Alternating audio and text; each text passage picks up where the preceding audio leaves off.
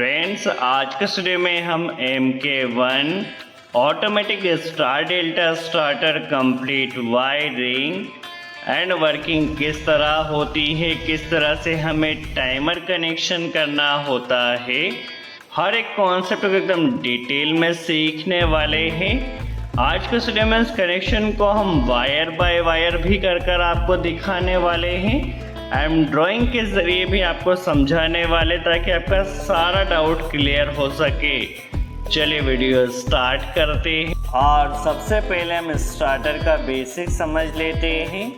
आप देख सकते हैं टोटल हमने यहाँ पर 3 कॉन्टेक्टर्स कनेक्ट किए हैं, मेन कॉन्टेक्टर, डेल्टा कॉन्टेक्टर और स्टार कॉन्टेक्टर। ठीक है, टोटल 3 कॉन्टेक्टर्स कनेक्ट किए हैं। इसके अलावा यहाँ पर हमने एक टाइमर कनेक्ट किया है, ठीक है, जो कि ऑटोमेटिक स्टार डेल्टा स्टार्टर में कनेक्ट किया जाता है। ठीक है, किस तरह से टाइमर की वर्किंग रहेगी, किस तरह से कनेक्शन करना होगा, यह भी हम समझेंगे। अभी के लिए यदि हम बेसिक की बात करते हैं, इसका ओवरलोड रिले का सेक्शन होता है, ठीक है, और नीचे की तरफ इसमें कॉन्टेक्टर सेक्शन होता है। ठीक है, ये नीचे की तरफ इसकी एनवीसी कॉइल है जिसमें हम यदि 440 वोल्ट 2 फेज यदि हम कनेक्ट करते हैं तो एनवीसी कॉइल ऑपरेट होती है और हमारा स्टार्टर इस तरह से ऑपरेट होता है। ठीक है, तो इसमें हमें टोटल 500 वोल्ट की यह कॉइल है, तो 2 फेज हमें इसमें कनेक्ट करना होंगे। और यदि हम इसमें बेसिक की बात करें तो ये यहाँ पर हमें इनपुट पावर सप्लाई कनेक्ट करना होती है R, Y and B phase. ठीक है, टोटल 3 फेज कनेक्ट करना होते हैं यहाँ पर 3 फेज पावर सप्लाई। सबसे पहले हम यहाँ पर देखिए, यहाँ पर ये इसका ओवरलोड रिले का NO है। ठीक है, अभी हमने मल्टीमीटर को कंटिन्यूटी रेंज पर लगाया है, यह है इसका NO पॉइंट है। नॉर्मल कंडीशन में सप्लाई इसमें फ्लो नहीं होगी। जैसे ही स्टार्ट पुश बटन को प्रेस किया जाएगा ओवरलोड रिले से तो सप्लाई फ्लो होने लगेगी। तो ये इसका NO पॉइंट होता है, इसे P3 और P4 नाम दिया जाता है। ये इसका NC पॉइंट है। नॉर्मल कंडीशन में सप्लाई पास होती रहेगी, जैसे पुश बटन प्रेस किया जाएगा स्टार्ट पुश बटन, सप्लाई यहाँ से कट ऑफ हो जाएगी। ये NO पॉइंट होता है। ठीक है, आपस में NO होता है। जब हमारा कॉन्टेक्टर ऑपरेट होता है तब यहाँ से सप्लाई पास होती है, क्योंकि कॉन्टेक्टर में होल्डिंग यहीं से मिलेगी, इसलिए हमने आपको यह बताया है। नॉर्मल कंडीशन में NO रहता है, जब कॉन्टेक्टर ऑपरेट होगा तब यह NC बनेगा। ठीक है, ये इसमें ऑक्सिलरी कॉन्टेक्ट्स दिए गए हैं। ऑक्सिलरी कॉन्टेक्ट्स को समझ लेते हैं। देखिए ये ऑपरेट कैसे होता है। देखिए इसमें जब झूला ऊपर की तरफ जा रहा है तो साथ में इसका जो वाइट प्लंजर है, ठीक है, वाइट प्लंजर आपको जो आगे लग रहा है यह आगे पीछे होता है। तो इसमें कॉन्टेक्ट्स पहले हम समझ लेते हैं। ये है इसका NC पॉइंट होता है। ठीक है, देखिए नॉर्मल कंडीशन में सप्लाई जा रही है, जैसे ही प्लंजर मूव करेगा सप्लाई कट ऑफ हो जाएगी। तो यह इसका NC पॉइंट होता है और पीछे की तरफ इसमें NO पॉइंट होता है। नॉर्मल कंडीशन में सप्लाई फ्लो नहीं होगी, जैसे ही प्लंजर ऑपरेट होगा सप्लाई फ्लो होने लगेगी। तो ये इसका नीचे की तरफ NO पॉइंट है और ऊपर की तरफ NC पॉइंट है। ठीक है, अब हम इसका बेसिक समझ लेते हैं। तो यहाँ पर देखिए सबसे पहले ड्राइंग में हम एक फेस, हमें क्योंकि 2 फेस कनेक्ट करना है, मेन कॉन्टेक्टर में डायरेक्ट कनेक्ट करेंगे एक फेस इंटरलॉकिंग करते हुए डेल्टा कॉन्टेक्टर के NC से स्टार कॉन्टेक्टर को ऑपरेट करेंगे। ठीक है, इंटरलॉकिंग हमें वैसे तो दोनों ही कॉन्टेक्टर में करना है, बट एक फेस हम सबसे पहले स्टार कॉन्टेक्टर में करेंगे और डेल्टा कॉन्टेक्टर में फेस डायरेक्ट देंगे। ठीक है, वायरिंग को केयरफुली वॉच कीजिए। यहाँ से हमने R फेस कनेक्ट किया, देखिए काफ़ी सिंपल वायरिंग है। R फेस लिया है, R फेस को सबसे पहले मेन कॉन्टेक्टर की कॉइल में कनेक्ट किया है, एक फेस डायरेक्ट कनेक्ट किया है मेन कॉन्टेक्टर में, यहीं से हमने लूप लिया है।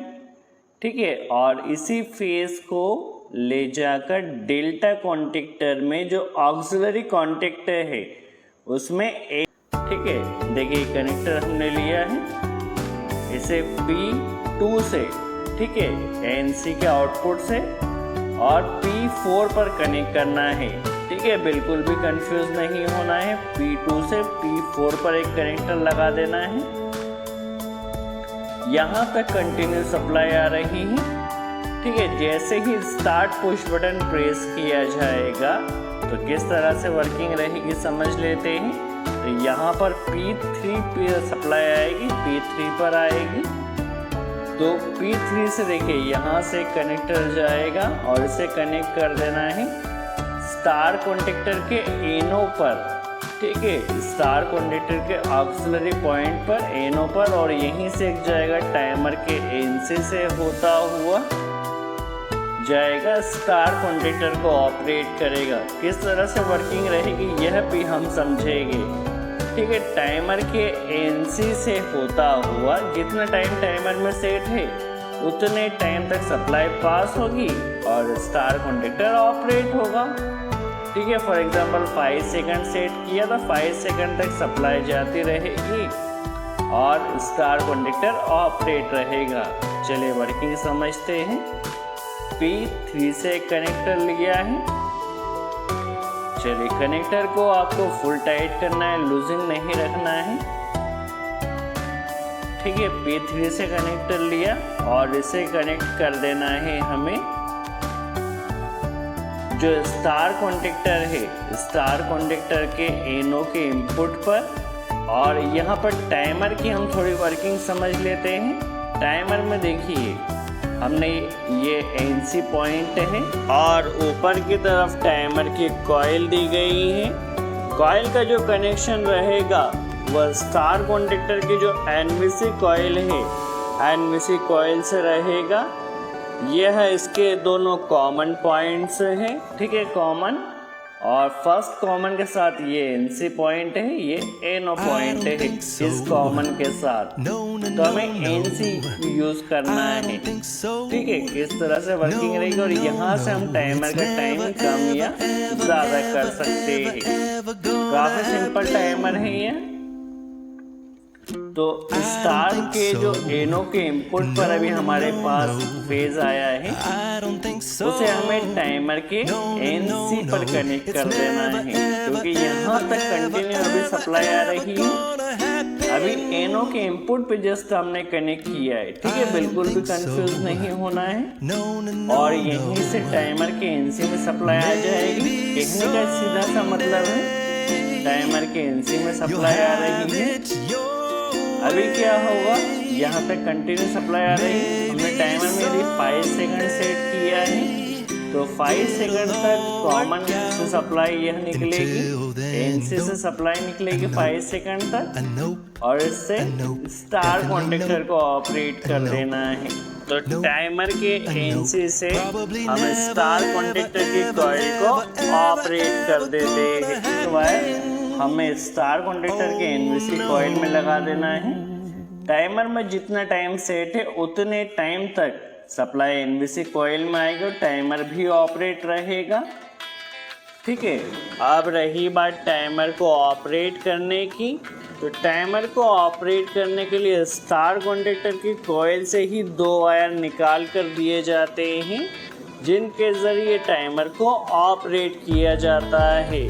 सिंपल कॉइल के ज़रिए यह हमारा टाइमर ऑपरेट नहीं होगा। स्पेशल कॉइल होती हैं जिसमें से 2 वायर टाइमर के लिए ऑलरेडी दिए जाते हैं। कहने का सीधा सा मतलब है स्टार कॉन्टेक्टर में जब तक सप्लाई जाती रहेगी कॉइल में, टाइमर में भी तब तक ही सप्लाई जाती रहेगी, क्योंकि स्टार कॉइल से ही 2 वायर आएगा जो टाइमर को ऑपरेट करेगी। तो स्टार कॉन्टेक्टर जब ऑपरेट होगा तो साथ में टाइमर की कॉइल में भी सप्लाई जाएगी। आप किस तरह से वर्किंग रहेगी, तो जैसे ही स्टार्ट पुश बटन को प्रेस किया, सबसे पहले स्टार कॉन्टेक्टर का जो एनो है इनपुट पर सप्लाई आएगी, यहीं से टाइमर के एनसी से होता हुआ, ठीक है, जितना टाइम टाइमर में सेट है उतने टाइम तक ये सप्लाई पास होगी और यह जाएगी स्टार कॉन्टेक्टर के कॉइल में और टाइमर में। तो टाइमर भी ऑपरेट होगा प्लस स्टार कॉन्टेक्टर का टाइमिंग भी स्टार्ट हो जाएगा। ठीक है, तो यदि हमने 5 सेकंड सेट किया तो 5 सेकंड तक स्टार कॉन्टेक्टर ऑपरेट होगा।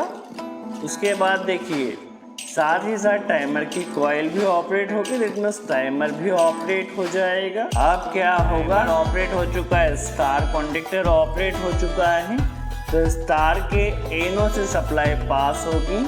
ठीक है, स्टार कॉन्टेक्टर के एनो से सप्लाई पास होगी और यह ऑपरेट करेगी मेन कॉन्टेक्टर को, और मेन कॉन्टेक्टर के एनो से ही हमें होल्डिंग कनेक्ट कर देना है। चलिए किस तरह से कनेक्शन होगा समझ लेते हैं। तो स्टार कॉन्टेक्टर यदि ऑपरेट हुआ तो यहाँ से सप्लाई निकलेगी इसके एनो से। ठीक है, एनो की सप्लाई जो आई थी कॉमन से आएगी। कॉमन में हमने देखिए दोनों ही कॉमन को यहाँ पर लुक कर रखा है, तो यहाँ पर सप्लाई आएगी और यहाँ से हमें ऑपरेट कर देना है मेन कॉन्टेक्टर को। ठीक है, जब हमारा स्टार कॉन्टेक्टर ऑपरेट होगा तो एनो की सप्लाई यहाँ कॉमन पर आएगी और कॉमन से ही हमें एक कनेक्टर ले लेना है और इससे मेन कॉन्टेक्टर को ऑपरेट करना है। ठीक है, फिर से एक बार, एनो जब स्टार कॉन्टेक्टर ऑपरेट होगा सप्लाई यहाँ पर आएगी और यहीं से कनेक्टर लेकर हमें मेन कॉन्टेक्टर को ऑपरेट करना है। तो कॉइल में हमें एक वायर कनेक्ट कर देना है। ठीक है, बट हमें होल्डिंग भी कनेक्ट करना है। तो आप चाहे तो पहले इसे कॉइल में कनेक्ट कर दीजिए, कॉइल से एक कनेक्टर ले लीजिए, या फिर आप क्या कीजिए, ये जो एनो पॉइंट है कॉन्टेक्टर का, एनो में देखिए इस तरह से हमने 2 वायर लगाए हैं, तो एक वायर कॉन्टेक्टर के एनो में लुक हो जाएगा और यहीं से एनबीसी कॉइल में सप्लाई आ जाएगी। ठीक है, जस्ट होल्डिंग करने के लिए हमने इस तरह से किया है। स्टार कॉन्टेक्टर ऑपरेट होगा तो स्टार कॉन्टेक्टर के एनो से एनबीसी कॉइल ऑपरेट होगी और मेन कॉन्टेक्टर की, और यहीं से एक कनेक्टर हमने एनो पर कनेक्ट किया है। ठीक है, अब जैसा कि हमने आपको बताया था, जैसे ही मेन कॉन्टेक्टर ऑपरेट होगा, ठीक है, जैसे मेन कॉन्टेक्टर ऑपरेट हुआ तो यह देखिए यह और यह एनसी बनेगा, और क्योंकि P4 पर ऑलरेडी सप्लाई आ रही, होल्डिंग सप्लाई आ रही है, तो P4 से यहाँ पर होल्डिंग मिल जाएगी और मेन कॉन्टेक्टर परमानेंट होल्ड हो जाएगा। ठीक है, मेन कॉन्टेक्टर परमानेंट होल्ड हो जाए, जैसे स्टार्ट पुश बटन प्रेस किया, ठीक है, टाइमर के थ्रू स्टार कॉन्टेक्टर ऑपरेट होगा। स्टार कॉन्टेक्टर में हमने 5 सेकंड सेट किया है, तो 5 सेकंड तक स्टार कॉन्टेक्टर ऑपरेट होगा। जैसे ही टाइमर का टाइमिंग कंप्लीट हुआ तो एनो से ये सप्लाई निकलेगी और ये आ जाएगी मेन कॉन्टेक्टर पर, और मेन कॉन्टेक्टर यहाँ से होल्ड हो जाएगा। ठीक है, टाइमर का टाइमिंग कंप्लीट होने के बाद स्टार कॉन्टेक्टर स्टॉप हो जाएगा, but main contactor already hold रहेगा। अब क्या होगा, मेन कॉन्टेक्टर होल्ड हो चुका है और मेन कॉन्टेक्टर पर देखिए यहाँ पर स्टार कॉन्टेक्टर यदि स्टॉप हो जाएगा तो यहाँ से देखिए कॉइल से होल्डिंग सप्लाई आ रही है और होल्डिंग सप्लाई से ही एक कनेक्टर जा रहा है। देखिए यहाँ से कनेक्टर जा रहा है स्टार कॉन्टेक्टर के एनो पर। ठीक है, स्टार कॉन्टेक्टर के एनो पर आ रहा है और यहाँ पर ऑलरेडी हमने वायर को लुक कर रखा है ऊपर की तरफ, तो एनो से यहाँ पर भी सप्लाई आ जाएगी। अब क्या होगा, यहाँ से जो स्टार कॉन्टेक्टर का एनसी पॉइंट है, स्टार कॉन्टेक्टर के एनसी से होता हुआ, क्योंकि हमें इंटरलॉकिंग करना है, डेल्टा कॉन्टेक्टर को ऑपरेट कर देना है। ठीक है, क्या होगा, यहाँ पर ऑलरेडी सप्लाई आ रही है। अभी देखिए कॉमन को क्योंकि हमने ऑलरेडी लुक किया है, तो यहाँ से देखिए एक वायर हमने कनेक्ट किया और इसके एनसी से होता हुआ, स्टार कॉन्टेक्टर के एनसी से होता हुआ डेल्टा कॉन्टेक्टर को ऑपरेट कर देना है। तो जब स्टार कॉन्टेक्टर स्टॉप हो जाएगा तब हमारा डेल्टा कॉन्टेक्टर ऑपरेट होगा और मेन कॉन्टेक्टर ऑलरेडी रन कर रहा है, तो मोटर मेन और डेल्टा कॉन्टेक्टर के ज़रिए रन करती रहेगी। आई होप आपको कॉन्सेप्ट क्लियर हुआ हो। अब रही बात टाइमर कॉइल सप्लाई की बात, तो टाइमर कॉइल में जो सप्लाई जाएगी वो स्टार कॉन्टेक्टर की जो एनवीसी कॉइल है उससे 2 वायर ऑलरेडी निकाल कर दिए जाते हैं, जिससे हमें टाइमर को ऑपरेट करना होता है।